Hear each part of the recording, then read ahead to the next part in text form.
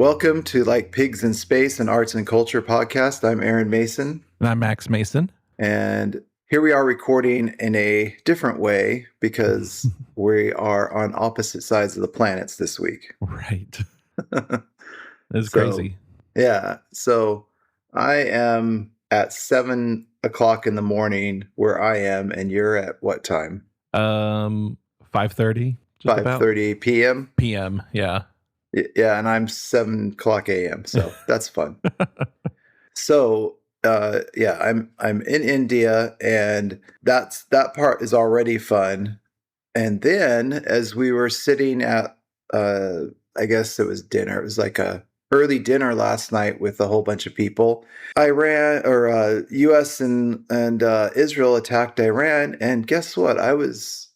The Middle East airspace is all closed, and that's where my flight home goes through. So if this war goes on, or whatever you want to call it, I may be finding a different way home. That's next week. There's a coworker here who got here first, and he's going basically Wednesday evening, Thursday very early. So he's got an even bigger problem because it's only a couple days away. So exciting times. Yeah. I think all of the I didn't realize how close, because I keep forgetting to have spatial awareness, but really it's like if it's the thin Arabian Sea is what separates Iran from Qatar, UAE, Saudi Arabia, right. And really it's bigger landmass than all of those put together. Right. So it's just this big wall of Iran, and then there's all this little tiny oil countries. Yeah. So whoo. Oh man. Yeah. So we'll see what happens. Well, that's fun. And I was trying to come up with I had this idea, and then I thought maybe I'd try something else, but then a few things popped up that related to this. And so I thought, well, I'll take the easy way out and do what I had already planned to do anyway. So I don't know if it's the easy way out, but well, I had grand ideas of grabbing the book that I want, a book that I wanted to do, but there wasn't time, and I was way too tired last night or this whole week to try. And I've only been here. I don't know. It feels like 4 days. It's only been 2. Yeah. Let's see. I've been here officially about 48 hours. So wow, really? just over 48 hours. Yeah. Even though I left. No, and it didn't help that we got in at 2:30 in the morning, came to the hotel, crashed, woke back up, went to the office. And so it felt like it was another day because I'd slept. Yeah. So, but it was only like 3 or 4 hours that I slept. Anyway. Okay. Crazy. All right. I made some notes to try and spark some conversation. Okay. So, and see where this goes, because it relates to this topic. So it's going to be it's kind of a chunky. I crashed at about 9 o'clock last night. I crashed, and then I woke up at 1 and did everything that I didn't do because I basically walked in the hotel, showered off all I'd stepped in the ocean, so I was sandy and I'd stepped in the waves, and I was like, oh, this will be fun, water washing over me, and then a big one came, and it splashed in such a way that went all the way up and made it look like I wet my pants. So then I walked around, and it kind of dried off, but I still had a lot of sand on my feet, and I was like, and I was sweating all day long because it's hot and humid here. So so I rinsed off, laid in the bed, went crashed, and then got up and did everything that I needed to do. So nice. This is notes from 2 o'clock in the morning. So that's good. Yeah. You can get all the good ideas. Yeah. Which for you was lunchtime yesterday. Yeah. Or today. Or Today. Sorry, yesterday for me. Today. Wait, I don't know how it works anymore. So anyway, I have a question for you. Okay. So who or what do you think of if I ask you to think about bands formed by members of successful other bands by somebody other than the lead personality of the band? Does that make sense? So not the lead singer. Is Yeah, that when you not say the the lead lead singer. personality or? Yeah, like well, because sometimes it's not the lead singer; it's just the leader of what you would think is the leader of the band. Often it's the lead singer, but Yeah. Well, first one would be Audio Slave. Okay. There's one Because like I know so it's Chris Cornell, but I feel it's more Rage than Soundgarden. yeah, it's that one's kind of like Rage Against the Machine replacing their lead singer. Yeah. But it's different and it's still good, right? And I think that's good. There's things like, because when I was thinking about it, I was like, well, probably the one that's the most that kind of feeds into this would be Foo Fighters. Yeah. Because he was the drummer and you didn't know that he could sing, even though when you go back, you're like, oh, he was singing a lot of that stuff, but you always just thought it was Kurt Cobain because he was the personality. Right. And I think the Foo Fighters output exceeds obviously what Nirvana did. Yeah. I don't know if it's really like a group, but Hans Zimmer, I think, was a part of the video Kill the Radio Star. Is that the group? Oh yeah. Oh, was he? That's cool. He played keys for them for a little while before he started doing his own thing. He did the scores and music. Scores and soundtracks. Yeah, that's kind of a whole nother thing, isn't it? Because we were talking about it came up with the I have two U.S. coworkers here, and we were talking about, because we're all kind of the same age, except for the guy and I are a little bit older, and so we were talking about Southern California because he grew up there and skating, and then Oingo Boingo, and we mentioned that, and he's like, oh, I love him as a composer. Like, yeah, but the lady is a little bit younger and's like doesn't know who Oingo Boingo is, so right, knows who Danny Elfman is, but not Oingo Boingo. I take that. So in that one, Danny Elfman, there is no Oingo Boingo without Danny Elfman, because in fact his soundtrack writing precedes Oingo Boingo. Oh, really? And the name of the band comes from his first film soundtrack that was the film his brother made. Oh, cool. So it's like Knights of the Oingo Boingo or something. There's a bigger, longer name, but that's where that comes from. Yeah. Although, I mean, it's getting away from the original premise, but like the Postal Service is Ben Gibbard. So so and then there's a whole bunch that I also thought of that were like there's the band Genesis, and there's three huge or sort of huge bands or individuals that were from Genesis. So Peter Gabriel, Phil Collins, there's one called Mike and the Mechanics there. And so, but it's kind of because kind of a band. That's kind of the same with like a lot of hip hop groups is they'll form as a group first, and then a lot of them will go off and have solo careers. And that's probably the biggest generator of offshoots is hip hop. Yeah. Way more than people collaborating. Yeah. You do. I think it's almost the rule of the industry is you are a featured artist, and then if you're a featured artist often enough, you get to be the main artist, and then you sponsor new future artists.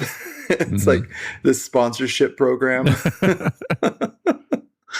It seems like that's the rule in hip hop right now. Yeah.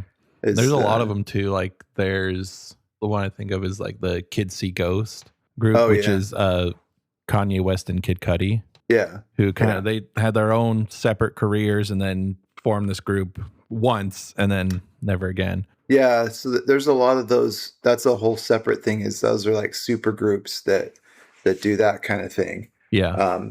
And so there's a few. So I would put I'd put Audio Slave as like a super group. And then there's one called like The Firm. Back in my day, there was one called what was it called? Power. I'm not fully aware of his career beforehand, but there's the band Fun, which had Nate Roos from the Format, right, but also had the Bleachers guy, Jack Antonoff. Oh, okay. He was part of Fun, and then he has the Bleachers, but he also does a ton of producing. Like he was produced a lot of Taylor Swift's last couple albums, and then produced the newest Kendrick album. That was really good. Oh, cool. There's a band called The Power Station. Okay, I think I've heard that. Yeah, so it's Robert.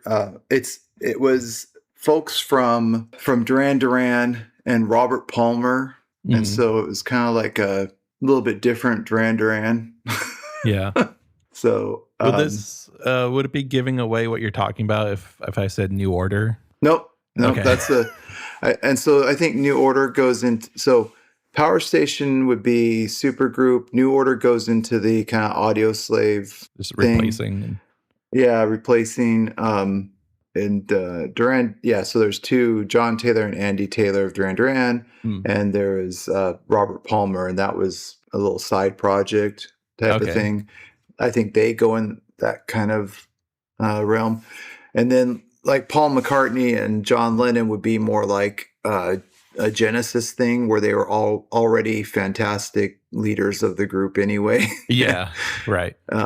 But so how many of those, of any that you can think of, seem to either exceed the original band or define the original band more than you would have thought? Like, is there anybody that appeared that you're like, oh, I thought the lead singer was the one leading this, but it was really the background players that defined the band? I mean, I do think sound. That Audio Slave kind of shows more like Tom Morello's writing, his parts, and his creativity as a guitarist. Showed that his music was solid. Yeah, I mean, like we didn't just know, instrumentally, at least. Yeah. Even though I don't know if I like Audio Slave, but I'm not sure if it fully is better than Rage. Right. Probably New Order. Yeah, I like Joy Division. I think so. Well, I like New Order a lot better because I think Joy Division's a little too. I don't know. I keep trying to get into the album, and I like the one song, which is really sad because I am a devotee of the genre, and I'm not really into Joy Division as much as New Order. Yeah. I can tell you that there's a band called the House Martins. Okay, that sounds familiar too. Which was really funny because that was the one that Ezra and Eli had heard a song, and they're like, "Oh, we heard this song." Yeah, he goes, "It's a terrible song where he sounds kind of like Morrissey, but a bad version of him. Like he can't sing." I'm like, "You're dissing one of my favorite bands," but that was really funny because I really liked the House Martins. I had their music, and then while I was gone for 2 years, not listening to music, doing the mission, they disbanded, and the singer and some of them formed a new group, which your mom had all the CDs of. Oh, okay. Which was The Beautiful South. Oh, yeah. So it's like she was listening to them, and then I was like, oh, these are great. And then I found out, oh, this is the band I already was listening to. Yeah. Kinda. They're different, slightly different. And then the Doors. The Doors are terrible, at least as an enjoyable band. They're terrible without Jim Morrison, but Jim Morrison was not necessarily a musician. He was just a poet and a singer. Yeah. And so the Ray Manzarek and them, they are the music. but they put out 2 albums after Jim Morrison died. Oh yeah, and they're novelties. Oh, so yeah, I should give him another chance, but it's it's not it's not the Doors, even though it says the Doors on it, because it's just too much. He's too much what it was. The reason you were listening was him. So yeah, so it was trying to figure out if this individual, this musician, is unique in some way or surprising, and so yeah. that's what kind of brought up the conversation, is that this album came out, and it's kind of interesting because the album came out in the midst of they had a few albums while the main band was still active, and that's not unusual. But but that happens. Side projects happen, but the band still had albums the same year. I guess it's the same year as the band's last album. He put out this album, but he had another album 7 years earlier that was also a solo project. So, which was right in the middle of, it was the year after their first album. So, funny. So, it kind of fits in a way. Oh no, not their first, because their first album was 1977. These are just out of order. So this band is from the main band. The first part of this is from 1977. Okay. And the original band is the Talking Heads. Oh yeah. So that's not who we're talking about, but they are critical to the whole discussion. Okay. Because their guitarist, his name is Jerry Harrison. Okay. I don't know how much Talking Heads music you've listened to, but a good chunk of it. So what are some of the characteristics of the Talking Heads that if you were trying to say, what would you identify as key factors of their music or styles and stuff like that? I think the instrumentally, some of it is like pretty sparse in a way. Right. There's a lot of room. Yeah. Pretty repetitive. I mean, but it leaves room for David Byrne to kind of do what he does. I would say that's definitely a thing. I would say that their rhythms are really intricate and play with things such as like tribal type of beats and such. There's a guy, Luxury. That's the guy that does the One Song podcast. Oh, okay. Okay. So I saw, it's funny, when I was preparing for this, and he does the One Song, but he also does other, like he keeps talking about other songs. Yeah. So he was talking about this reel went by, and he was talking about Once in a Lifetime by the Talking Heads. And he said, this song is amazing because it's just one long jam. The band is playing the same thing for the whole song. Yeah. And the only difference is this and this, and he had it all broken out. And then and the differences are when David Byrne is singing and talking and things like that. Yeah. Or talk singing, whatever he does. And then that style of writing was, so two of the members, the bass player and the drummer, are married. Right. And they liked it so much that they wrote another song that is one of the most sampled songs ever. Oh. Which is the Tom Tom Club's song. It's like a naive melody. Let's see, how'd that go? I'm trying to remember what that is. Do you know that one? Genius of Love. Yeah, it's there's a Mariah Carey song that was the first one to kind of use it as the whole background. Like once you hear it, it's heavily sampled. Yeah. On quite a number of songs. It's funny, but it's just one long jam.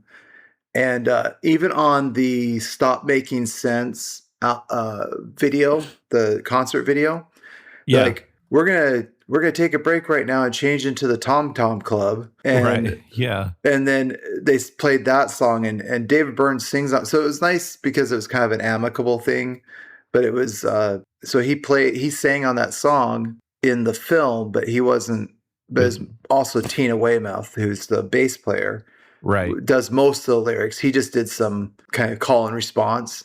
He was the response. Yeah. So because anyway. And then he goes, all right, we're going to change back into Talking Heads. But it's just a funky song. You'll have to go listen to that one. And so that was their thing. And they were fun. But then Jerry Harrison did an album. It's called Casual Gods. And it was released in 1988. And I picked up the cassette tape because I knew who he was, and I would cruise the record store, and usually I could get, this was the 80s now, I could get 3 used tapes for $10. And so I was poor, and so I used to play that game and just so I could have more and more music, but not, and because I didn't have a lot of money. So this is one of them I picked up.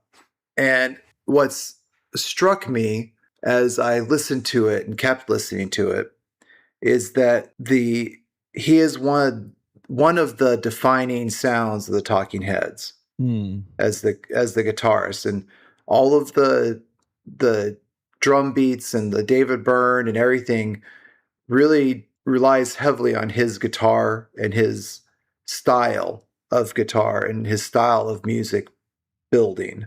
Yeah. And so that was a really interesting thing to discover. And so I wanted to go through this album. I didn't get to listen to it again. In fact, last night, this was kind of funny.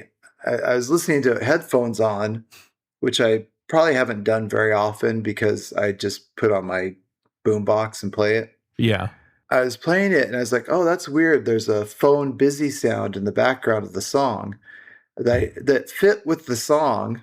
And then I pulled my headphone back. Oh, I knocked the receiver off the phone that's on the desk when I move stuff around. Yeah. It's like, but it worked. It worked in the song. It's weird. Weird. Yeah. So it's got, let's see, 1, 2, 3, 4, 5, 6, 7, 8, 9, 10. It's 11 songs. And the lyrics are interesting, but the songs are just really, it's just really amazing music. And okay. And it starts off, most of it's pretty upbeat, but even the slow stuff is pretty good and just nice and atmospheric. Okay. Like you were talking, there's that space. You can tell some of it is very much letting it float. Right. Yeah. But a lot of it's a driving guitar thing too. So it's just interesting how it's very, it has a lot of what you listen to it and you're like, oh, this is why the Talking Heads are good. So he contributed a lot. It's not just David Byrne. And actually it's not David Byrne at all. As far as the music, he is a musician. He does know how to play stuff, but David Byrne is the greatest collaborator to ever live. Yeah. So he has impeccable taste and sense of somebody's talent and ability and how to help them be more than they were. Yeah. And the Talking Heads are a prime example of it because their bassist did not play bass when the band started at all. She's just like, okay, I'll try and learn it, and was still learning it like on the first album, still learning how to play bass. Right. I think she got decent, like she doesn't suck or anything, but she was not a bass player. Yeah. But he could see and he knew how to use things the right way. And since then has collaborated with everybody. And he is a purveyor of world music, which is evident in Talking Heads, that it was starting way back then. Yeah. Right. Yeah. And so I thought that was, it's interesting because he's not the musical leader. He is the big personality, and he does know what's good. Right. Yeah. And he is the visionary behind their aesthetic. Mhm. And, the videos they filmed a lot of their videos Oh, yeah. themselves. Like they directed their videos Hmm. and things like that. And they're like, we're doing it this way. And we were talking a little bit about that with, we mentioned when we were talking the other time, we were talking about Devo, Right. with the folks last night. And we've talked about them before where they did what they wanted to do. And it was Yeah. partially because they had a very clear vision and weren't confused about who they were, and partially out of just ignorance of the fact that they were upsetting people. Like Devo is a very pure and innocent band when you think about what drives them. They're not trying to be difficult. They're difficult Right. because they're different. They're a different sound, but they're not trying to be difficult. They're just trying to get the thing done that's in their head. Yeah. But I digress. So we'll start with what was interesting is I think there's a couple of themes on this album that are not suggested by the title and not suggested by anything other than that they show up. Okay. And it starts with this song. It's called "Rev It Up," and it's a fun thing because it has a little like very crunchy, big guitar sound, Hmm. and it's like Right. it's almost it's kind of like a synth when you do like a big heavy sound where it's kind of distorted and Kinda like fuzzy or kind of would be fuzzy, but it's a digital thing. There's Right. a song, there's a few few samples of it, but there are a lot in electronic music, like uh, Mannheim Steamroller, and there's another guy called Ray Lynch, who is a electronic, like new age electronic. Okay. And they're just bigger. There's a lot of bass to the sound, and it's a big, like you envision something like a big wall of something coming at you. Yeah. But then it has a lot of like sparse picking too, that's very reverbed and echoed. And Okay. so it's like it's heavy, and then you have this ding ding, like plinks that echo out too in the Wow. playing. So Yeah. it's kind of, but it's not like it's delicate. It's a driving song. It's rev it up, Okay. um and so it's not like it's a delicate but it is intricate. It is interesting. Mhm. But this song starts with some lyrics that are just to get. And it kind of also echoes. Here's our Phoebe Bridgers tie-in. Is he says, "Got the heat turned on and the windows down. She's hell Mhm. on wheels, telling everyone how good it feels." So there's the windows down, the heat on thing Yeah. lyric, and it says she wants to roam the road just to. And she said, "Let's ride, rev it up, little boy, and ride." And that's I say it like that because that's how it's sung. It's "Let's ride, rev it up," and so you kind of get that. Oh, yeah, like So engine. it's "Let's ride, rev it up, little boy, and ride." So it's like shifting gears Yeah. is how it's written, and so Oh, there's very weird. much a yeah. That's And so cool. you listen to it like because ride is held and ride is held, but the rev it up is and so it kind Mhm. of it's well written. It's a good lyric for the song, Yeah. and it's repeated a lot. But there's this analogy of what I put is it's a car analogy for flirtation and infatuation, things like that, where Yeah. it you know accelerating the excitement. And she's like, yeah, let's get going. And it kind of, it says like creatures and swerves, screwing up my nerves, start Mhm. flying across the seat, pulling me close at every curve. Yeah. So it's, it's a, chasing the girl chasing you type of song. Right. Right. So that's fun, and that one is probably the one. It's also, I was gonna do a set of albums that were really good albums but super obscure, and this Yeah. one's really solid, but not a lot of listens, right? Really? Yeah. Just based on a Spotify, but this is the one that goes over 1 million listens Oh, of his okay. songs, and most of them are in like the 10,000s Hmm. range on the because and it's an old album. I'm sure it would have been different 40 years ago, Sure. Yeah. Do but you know how then much of it yeah, is played by him? Like, does he play multiple instruments, or does he get other people to he help so out? it says that it says the album's called Casual Gods, but then he named the band Casual Gods. Hmm. So it was always Jerry Harrison and then like colon Casual Gods. And there's a third album he did Okay. that was a couple years later that says Jerry Harrison Casual Gods and then has a title to the album. And then Hmm. they're all different songs. I was looking at it going, this is weird. Is this the same? Oh no, these are all different songs. So that was kind of the band name Okay. that was supporting him because there's there's a lot of backing vocals. Like he uses I bet you he uses the same backing singers that Talking Heads use. Hmm. There's a group of ladies that they're in Stop Making Sense. But it Okay. has their like so there's a lot of female backing vocals in Yeah. this, and there's a lot of other. I don't think he was trying to be a one man band. Okay. So Yeah. and I'm kind of wondering because there's a lot of people on stage and Stop Making Sense. I'm Right. kind of Yeah. wondering if that was all of his, like he used all those people because All his friends and yeah, because collaborators.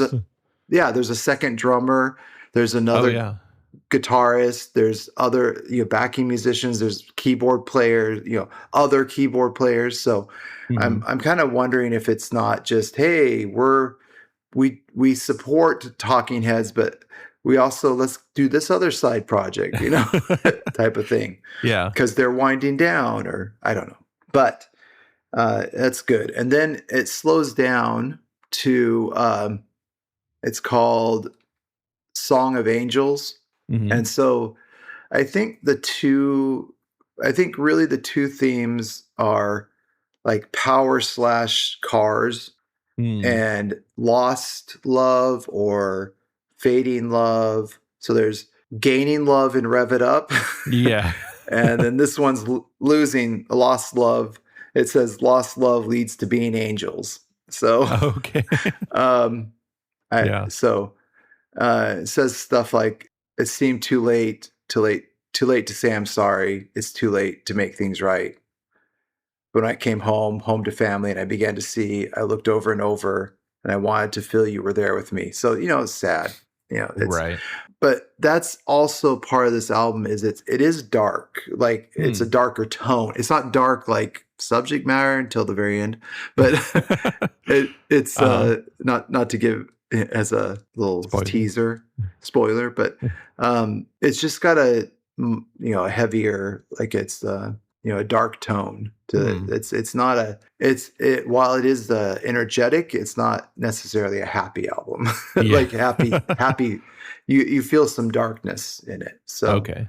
but it's not like goth level darkness. It's just you can tell it's a little melancholy Yeah. and but good stuff. And so that one's nice, and it's very allows the space to happen. And some of the titles kind of tell you too. This one's called Man with a Gun is the next one. Hmm. And it's an interesting thing, like a commentary on how people see you and what you can get away with. Hmm. So it says a pretty girl can walk anywhere, all doors open for her. Is kind of the theme. Yeah. It says her beauty, it precedes her. you know, um, but then it Sure. also has these comments like, how they're watching her. But it says a pretty girl, or it says on a wire, a high wire. She likes to balance on a knife. She Hmm. says on the wire, that is living. Oh, you can forget the rest on the wire. That is living. So, Yeah. and it says each step must be in place, so don't look down. One false move is all it takes. So maybe beauty is fading, maybe. Maybe. But the chorus is funny. It says, and he does these like they're like chants. Huh. Like people come in, and it goes throughout the album. Okay. And like this one is like this string of kind of words. It's not really, but it goes pretty girl, young man, old man, man with a gun, two people in love. And then he goes, the rules do not apply. And that's where he sings. But he does this like pretty girl, young man, old man, man with a gun, two people in love. The rules do not apply. So it's an interesting, and it happens throughout the album. There's that chanting thing, where it's just like this kind of string of consciousness, kind of how the words fit together. Yeah. Is it like a big group of vocals on that too, or you can tell there's more? Yeah, no, it's like him singing and then more voices. Okay. And so it's poetic. It's good poetry because it is that kind of feels like alliteration. Yeah. Right? That repeating tones. And it's fun. Yeah. And there was yeah, I think it's kind of feels like that in a way like Alice multi. Yeah. How it's kind of each line is stepping into each other. Yes. Yeah, very much. Very much. So it makes what's kind of interesting is that there is a musicality to Alice Notley. Yeah. That you have to get the rhythm of it. And that's exactly how it's being used here, is to get a rhythm of it. So maybe he was a fan too. It's highly possible they were. The Rhode Island School of Design is where they met. Yeah, I'm sure they. I bet he knows who Alice Notley is. Yeah. So, I mean, I know Alice Notley's West Coast and this is East Coast, or I don't know. Anyway, so, or Chicago. They were Chicago, so Midwest and East Coast, but close enough. Yeah. Sorry. Yeah, so that's a neat thing, and it's a lot of those. I put it as the unpredictable nature of love and how improbable it is, and yet works at times. So, kind of walking on the edge of a knife. You're, and it's also that kind of idea of you're walking a thin line between you could fall off either way, and one could be very detrimental to the other, and so that's kind of like a man with a gun. It's all unpredictable. Yeah. That's one of the stories I read recently it was like a sci-fi story, and in there's this little device called a prism, is just what they called it. Okay. And it has a button on it, and when you press it, there's like two LED lights, and one will either go blue or one will go red. But when you press it, it like splits your timeline. Oh. So like people use it to make choices like, should I take this job offer or stay at my current job? And they'll press the button and it'll split, and one timeline will see the blue button and it's like okay, I should keep my job, and you just kind of like they assign it yourself. Oh wow. But then there's also communication between the timelines with the prism. Oh. So a lot of it was kind of focusing on like people who have used it and are jealous of their split timeline self. Yeah. Okay. But there's this one lady who is kind of running the like group therapy of it, and she had a friend in high school, and they're both like very smart and very accomplished in high school. But on this class trip, they got caught. Like they were like, "Oh, we're gonna have some fun," and they stole some like pain pills from her dad, and they're gonna pass them out to all the students, but they got caught before they did. And in the timeline that she's in, she blamed her friend. And friend kind of ended up like being expelled for a little bit and hanging out with the wrong crew and kind of falling more into like, drugs and bad uses. And now in their adult life, she's trying to like help her recover because she feels like it's her fault. Yeah. But she ends up communicating with other timelines where different things had happened. Like she took the blame or they split the blame. And in every timeline, her friend always got mad at her and started hanging out with the wrong crew. Oh, so it's like she was always on that knife balance, but either way she fell, either way the blame went, she still ended up, being mad. Oh, that's interesting. So she just wanted to be mad. Yeah. She was probably upset at other things and just wanted to be mad at something. Right. Interesting. Yeah. Wow. That's cool. Yeah. That kind of actually feeds into, it's interesting because that Man with a Gun and the next song both have those kind of pictures of that knife's edge Yeah. Yeah. type of thing. This one is more, it's called Let It Come Down. Okay. And this one is more like gospel, kind of, because there's like a big, that just the sound of the vocals. Because Right. it's like, let's see, it goes, because it goes, let it come down, let it come down, let it come down. And that gets repeated over, but it's a chorus. Yeah. So, but the lyrics in the middle, just to give an idea, are it starts out with outside the window, there's someone with a knife. They are waiting, might take your life. Behind the building, behind the walls, they line up. They are waiting to take your life. I'm Whoa. sleeping. I'm falling over the edge. The rocks tumble. Oh, I grab, pull me back to the ledge. Just like this, all kind of things kind of falling apart and uncertainty. Right. And Yeah. then what's funny is it just has to, I feel like it had to have something in it. There's a few lines. So I put it as a fear of the unknown, but also there's a car and a driving metaphor put in it too. It kind of circles. So it, like Yeah. part of it says, the night's passing, we take it to your street. And then it goes, we are ready. No more highway. I shake my fist. And then there's it just feels like it's driving, like it's there. Yeah. There's It like says, yes, we're ready for war, we are ready for you. So there's like this kind of movement, and so there's a little bit of a hint of car yeah. and power and movement in this, but it's also more of that uncertainty and the kind of the gospel-y sound to it, but it's Yeah. yeah. Chloe always likes to say that every Cake song is just a guy talking about cars. Yeah, yeah, yeah, yeah. It was funny. We were listening to, I don't know if you remember, it was called Car Talk. Oh yeah. It was Yeah. on NPR. And Click and clack. yeah, yeah, the Tappet Brothers. Um, one time we were listening, there's a song by Kate called Long Line of Cars, Yeah. and they used it in the, Oh really? because usually in their in-betweens, they would just play different songs that mentioned cars in some way. Oh yeah. Yeah. But they had the Cake song in there. Like, hey. Cool. So that was cool. But it is kind of that thing, and it's his like idea of power and metaphor for whatever.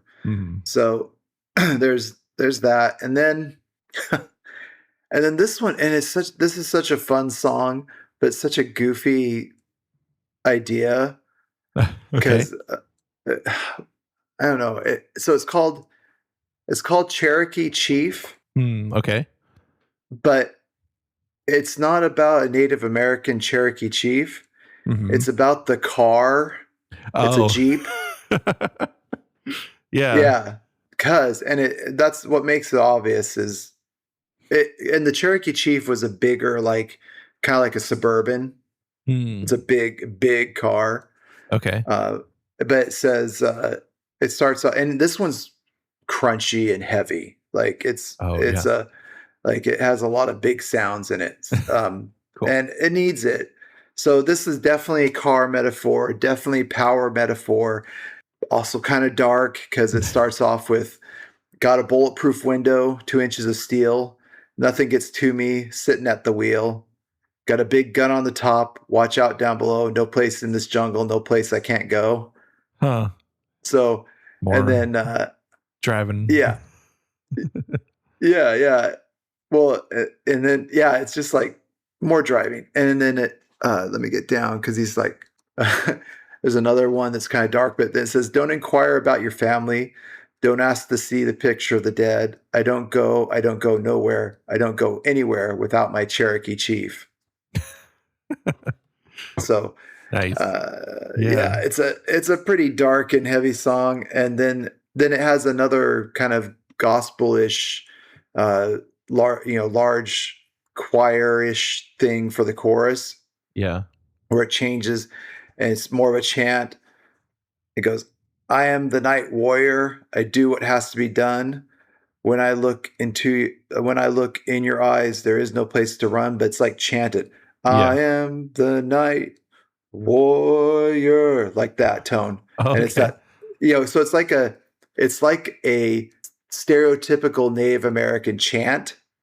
So Okay. it does play to the name of the vehicle Uh-huh. in the chorus through the chant, but Yeah. it's not about, you know, and so Yeah. it's kind of like, oh yeah, they're doing a war cry, Uh-huh. but it's yeah, it's fun, it's playful with around that, but it's also pretty dark. Yeah. It's Yeah.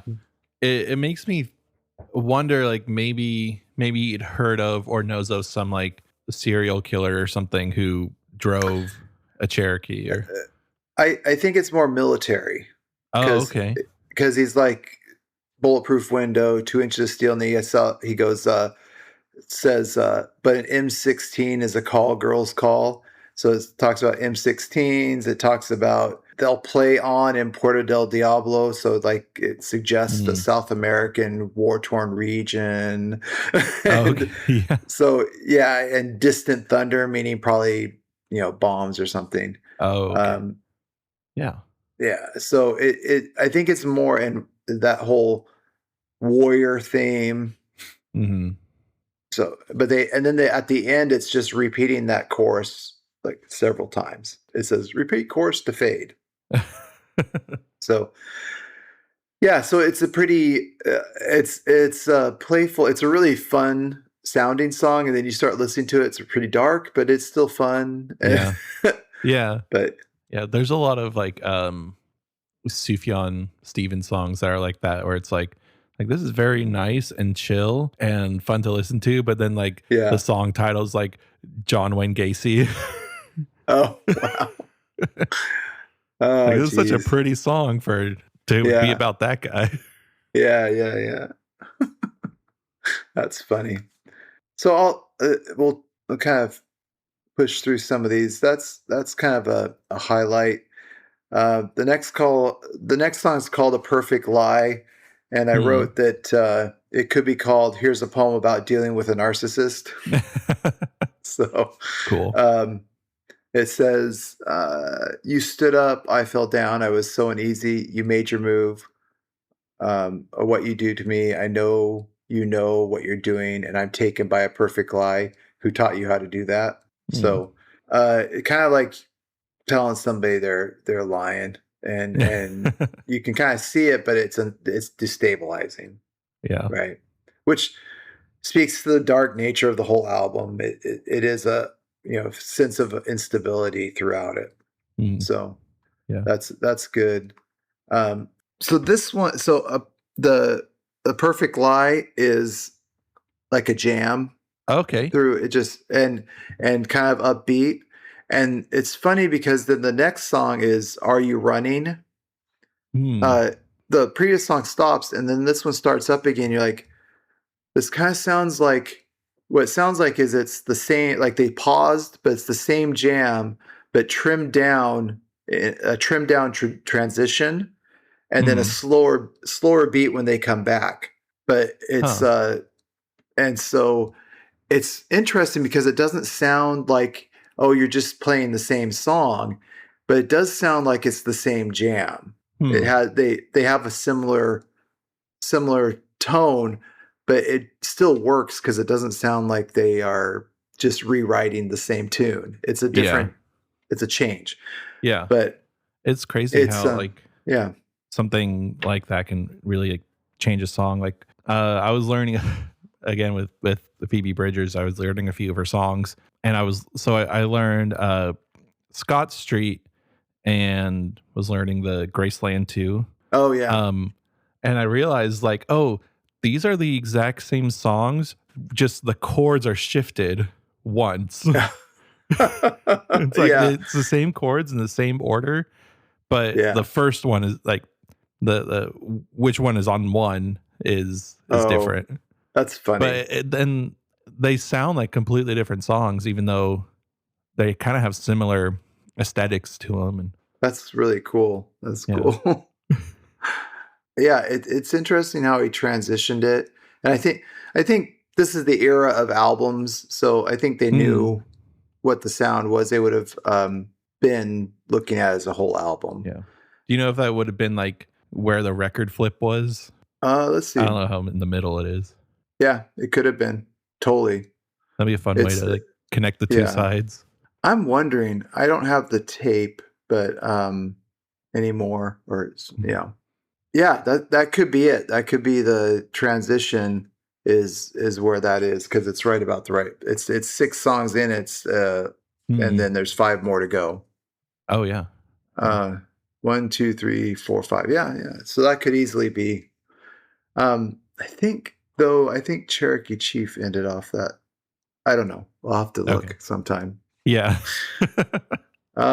So Are You Running is it's interesting. There's some things about storms and running. I put here it seems like a metaphor based on motion, Okay. either to or away from a person, and maybe a breakup, but still has feelings, because there's this thing about it says, you're running, will I see you again? Is it really over or about to begin? Is it money? Is his hold so tight? Are you running? Are you coming to me tonight? So maybe there's like a start a relationship with somebody who's still tied to somebody else, Mm, type of thing. So there's yeah. this kind of, but there's a lot of in the lyrics. There's a lot of stuff in parentheses. Hmm. So there's these sounds. Like it says, is it really over? Is it over or about to begin? Is it money? Money, money. So there's these little call outs. Yeah. Are you running, running, running? Stuff like that. So that's fun, and that's good. I'm gonna kind of the first half is really a lot of fun stuff, but then I realized that the second half, I listened to it recently, and it was I was kind of fading off. I think it was more me, because I listened to it again like last night and stuff, and I was like, oh, I really like this half of the album now too. Oh yeah. And so it is, but and then it jumps again to something that obviously has to have a car metaphor in it, because it's called Breakdown in the Passing Lane. Oh, okay. Yeah. And what I'm realizing is that I must have listened to this album a lot, because usually I can't just randomly pull out the right notes and phrasing of a song out of memory, but Uh-huh. I'm remembering these very vividly. Yeah. uh, and the right notes, so it's kind of funny. Yeah. But this one is another one of those. I think there's backing vocals from the beginning, maybe not, but there are a lot of the big chorus, and there's Okay. some space, because it goes, and it has his playing style Mhm. is this, like, it, for lack of a better word, it's almost like tapping, but for guitar. Okay. Okay, so it's like, because it's Like plucking it. Ding, like ding, ding, tap ding, ding, dancing. ding, ding. Yeah, it's like Okay. like you hear on a bass the thump thump thump Oh, thump, like a but this slap. is, Okay. yeah, it's almost like a slap, but it's because he picks out these single notes, but they're just super sharp and pointed, just tick tick tick tick tick tick. It's Hmm. like hitting, Yeah. and so this one's like that. The solo is not like, it's not like a heavy metal solo where it's all grungy and mixed in. It's Right. very clean, and so when Oh he yeah. picks out the notes, it's very sharp, each note, and so it's kind of a Yeah. fun plunk plunk plunk plunk kind of sound, but. It Hmm. starts out, it's like breakdown in the passing lane. And it's just like, um, it's this whole, there's backing vocals, but it does say, I'm pushed to the side and I stop. There was a 4-car pile up ahead of us where traffic grinds to a halt. And it's all this stuff. Yeah. Obviously, again, it's another driving car metaphor. And all I put is, what do you know? Another metaphor based on cars, or is it?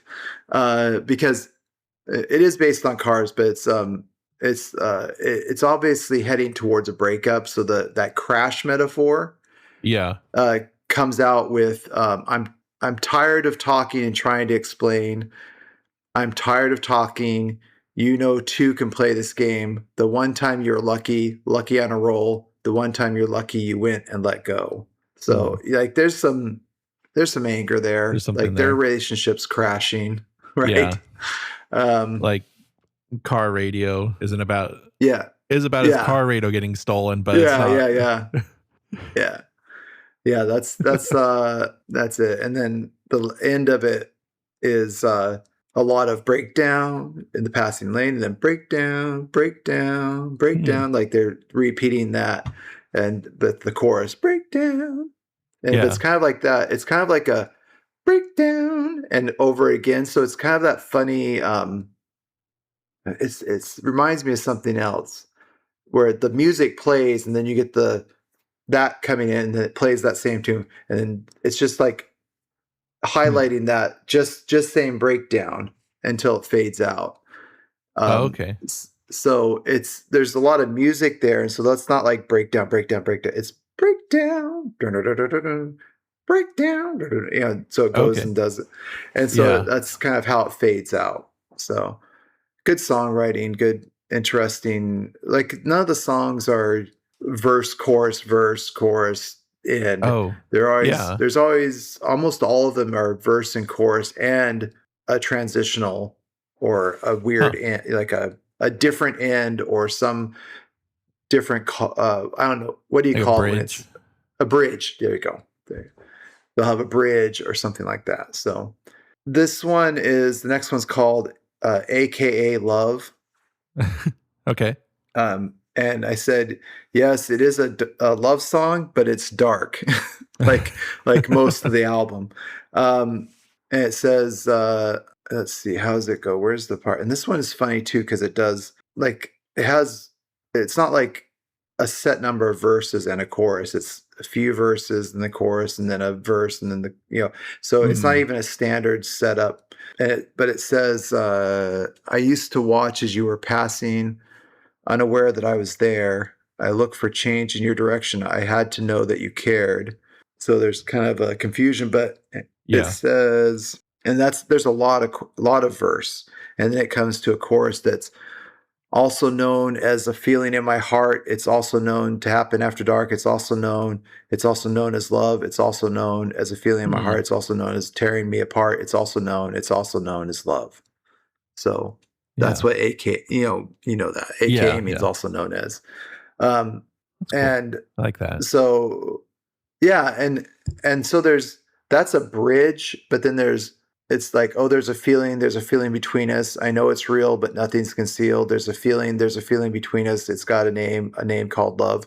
And that's kind of the chorus. And it's just funny how it's ordered, because that is earlier, but it's like mixed in, and then there's a bridge, and it's fun. Yeah. It's good stuff. Nice. Very complex. And then, and you can tell that a lot of things are falling apart, because this one, it says, we're always talking is the name of the song. And for this one, I said, and it's kind of like most of them, we are in a relationship, but you are shallow, and I want to be done with it, but I'll try to teach you something or have my last say to help out the next guy. So it says, I'm going to tell you something. I want to make it clear. Before the night is over, I'm going to walk from here. You know, I got your number. I know that you got mine. Is it a wonder we seem to be out of time? And then he's like, we're always talking, but it's not happening. Right. It's like, you want to keep your looks, you want to keep your money. It can all slip away. Something comes up right behind you. It can take you and take it away. So there is, like, it was interesting that you said the serial killer thing. There's a menacing presence throughout the album of something waiting to destroy, kill, take you away, kidnap, maim, murder, otherwise. There is something dark in the corner of this album. Yeah. sitting there lurking Yeah. that is a presence throughout. So you're trying to get away from it. That's probably the Cars. Um, and I think that putting Song of Angels as the second song is I'm trying to get away, and then I call to a higher presence to try and protect me. It doesn't Right. do it. Mm. It doesn't, and that's Yeah. I think that plays to the name of the album being Casual Gods, is that they're not taking an interest in my messed up life. Everything's falling apart. I'm trying to control. I'm trying to have power, but Mhm. it's falling apart. Right. And my relationships anyway. And which I think leads to the last song, which is Yes. basically it's called Bobby. Okay. And I'll just read the first thing because it's spoken and it pretty much tells you. It says, Bobby called. It was a surprise. I hadn't talked to him in a while. I said, Hey, Bobby, I can't talk to you right now. Call you back, all right? He goes, Sure, man. I'll see you soon. But I call back and there's no answer. Mm. So it's a suicide song. Yeah. Because it says, Bobby, don't do it, don't throw your life away, and et cetera, and talks about him buying a gun and don't do it, don't do it. And it's kind of that thing of I should have said more when I had the chance to talk to that person. I didn't know that was the last conversation I was having with them. Yeah. I think that speaks to the whole discomfort of the album, Mhm. is that there's a lot of things, and maybe that's all Bobby that he's talking about. Like that's Bobby's issues, or he identifies because he has these issues. There's, like you Yeah. said, and I think the thing in the chorus, or the thing in the corner, finally got Bobby, and that's the sad part of it. Oh, yeah. That's this Right. is all leading up. There's a darkness somewhere, and you're always threatening that it's going to grab her or them or whatever, but it did grab Bobby, Yeah. and that it did consume him, and Right. that's yeah, Yeah. it's I can almost feel, I mean, sure, because it is, but like that he's writing the beginning of the album from it already being finished. yes, yeah, So knowing yeah, that what that darkness is and then yeah, hinting at it yeah. already. I agree, and upon this deeper analysis of what's actually in the lyrics of the song, Mhm. this album feels very planned and a, telling a story Yeah. much more than I ever realized. So it's good Yeah. because I probably haven't listened to this in 20 years before now, but I was like, oh wait, that was an album I really liked. Oh, and it's on Spotify. Oh, okay, Oh, let me listen nice. again. And and I would just listen because I really liked it. It was a really good album. But this is really an album. It's not just songs.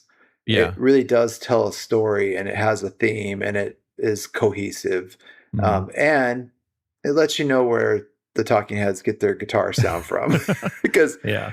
and it's so funny because it's not Jerry Harrison doing a Talking Heads album. It's just It's him. it's just Jerry Harrison being the guitarist and being who he is and making an album, because it is definitely not thematically, not how it's not anything Talking Heads. It doesn't sound like there's Yeah. too much, in it. There's too much, like you said, sparse. There's too much sound in this to be a Talking Heads song. Yeah. Okay. There's a lot more guitar. That's really cool. Yeah, I think that Talking Heads are more like a jazz band where they play with they don't they're not all lead. Mhm. They're not Yes in the 60s or 70s where everybody plays lead. Yeah.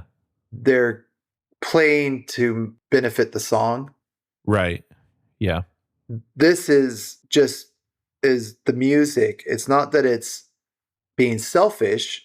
It's just Mhm. different. It's guitar focused and Right. a heavier sound.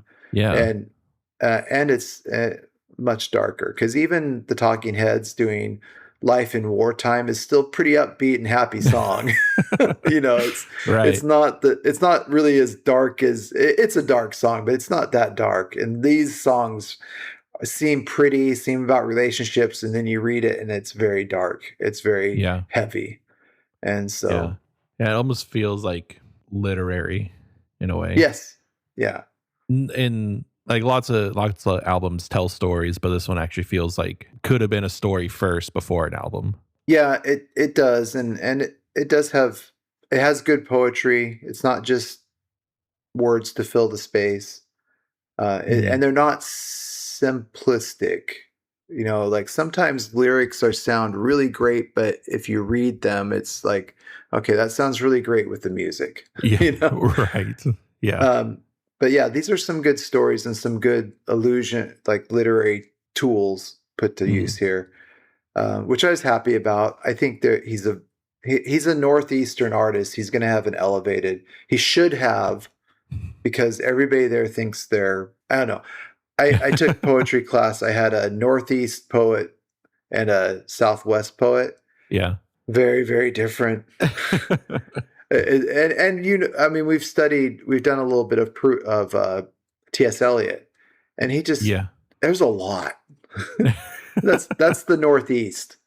Uh-huh. It's a lot. It's a lot of all these literary allusions and pictures, and you know, it's cool, but it's a Mhm. lot. And the Southwest guy is just like, this is a really cool feeling, and Yeah. it's beautiful, and it's just looking at the beauty of nature. This is definitely a northeastern artist. Yeah. Yeah. New England artist. There you go, a New England artist. So that's cool, and it's a fun. He's a fun guy. It's a Yeah. fun album. I really enjoyed it. Yeah. That sounds really good. Yeah, It'll fun to see. I'll have to think of more examples of who's like the defining writers of yeah, groups. yeah, and that you didn't think were. I Yeah. know there's more. I I know mean, there's like, more that. I didn't find out for basically the entire time that Geddy Lee wasn't the lyric writer of Rush. There you go. That's a great one. Yeah. Yeah, And yeah. not that I think That. Neil Peart had a solo career, but he was But the force behind Rush. yeah, I actually was listening to a album. I wanted to listen to some Rush, and they have a 50th anniversary collection album or something that's on just something. Yeah. Rush was a boring band before he joined. They were just doing Yeah. old rock and roll covers. They were talented, but they would have sucked if he hadn't joined the band. They would Yeah. not Uh-huh. at all be Rush. They would just be, oh yeah, I think I heard Rush at a bar one time. They disappeared, and Mhm. so he definitely made that band. There's no Yeah. question, no question at all, because the first 4 or 5 songs on the collection are he's not in the band yet, and Oh, they're really? just they're boring because they're covers. They're just covers of old rock and roll songs. It's boring. Yeah. And anybody can do that. So he has a good voice. Another one I would think is and didn't define the group they were in, but a standout despite being just another is like Justin Timberlake. You know, like Yeah. none Yeah. of the rest of the people in that first band are. Yeah. I'm sure they've done stuff, but are not Justin Timberlake. Like he took Yeah. off, you know. Right. I know, So like Fallout Boy, Patrick Stump isn't the lyric writer. yeah, It's Pete Wentz, a bass yeah, player. And when Patrick Stump did a solo album, it was kind of not yeah. that great. I've seen and there are a couple of those where, Hmm. yeah, you need your band. I don't like your vision. Hmm. It's not good. Whereas Tom Morello, he's done 16 different types of side projects, and they're all amazing. Yeah. So, just to pull away from this, we had watched this thing on. We were watching again Sorted, which is that British group that does cooking stuff, Oh, yeah. and they're trying about cooking techniques around the world, and people had to get, you know, they have it covered up, and they have to guess what the technique is. Hmm. And one of them is cooking in sand, Oh. and so it's super hot sand, Uh-huh. and it's a very old method. Uh, and so last night, walking along the beach walk area in here in India, Hmm. uh, that's how I got a thing of peanuts, like little Spanish, like the Spanish peanuts, and it's cooked in sand. Wow. And the guy's just sitting there, and it's like this pile of sand with the peanuts. And he sifts it out and puts it in. It's like, oh, this is great. And it's so good, so good, like hot and just yum. It was, I was very happy. It's like, I get to try an old way. But it used to be like, I mean, really, really ancient, like in the deserts of Saudi Arabia, back as they're nomadic, they would heat up the sand and cook in it, type of thing. Yeah. But that's it. So we'll see if I make it home. We'll try next week. We'll got to figure out next week's time, but we'll do that and go out and try the album out and see what you think. Sure. I did listen to the Berlioz, and it was enjoyable. So I'll keep listening to that. So, but So you've been listening to Like Pigs and Spades, an arts and culture podcast. This is Aaron Mason. This is Max Mason. And thanks for listening. It's been great.